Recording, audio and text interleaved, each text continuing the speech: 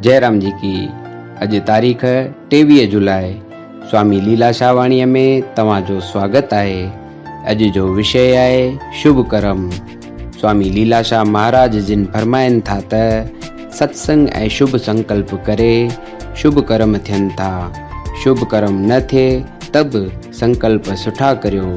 सुठनि संकल्पनि करे ख़राब संकल्पनि खां त बचो। सुखमनी ऐं गीता विद्यार्थी रोज पढ़नि त हूंद मंझाइन नास्तिकपणो मिटिजी वञे। सत्संग सुठो कमु आहे, पर संत असंत खे ज़रूरु पुछाणियो। भॻवान खां ॿियो कुझु न घुरिजो, रुगो संदसि नाम घुरिजो। माल मता न घुरिजो।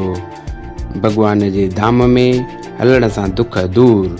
सुठो उहो छा जेको सुठो थो ॻाल्हाए, न जेको सुठो कर्म थो करे। सुठा कर्म कंदड़ सचे धाम में वेंदा। जयराम जी की।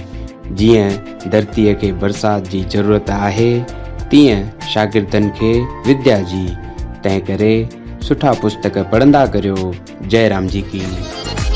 साईं खे सम्झऊं माता पिता था, हाणे न कयूं असां काई चिंता था।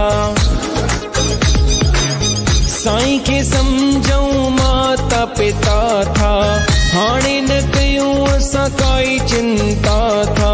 कृष्ण जा मन में मचायूं मेला, स्वामी लीलाशाह जायूं लाडला। साईं ते छॾिया पंहिंजा सभु फैसला,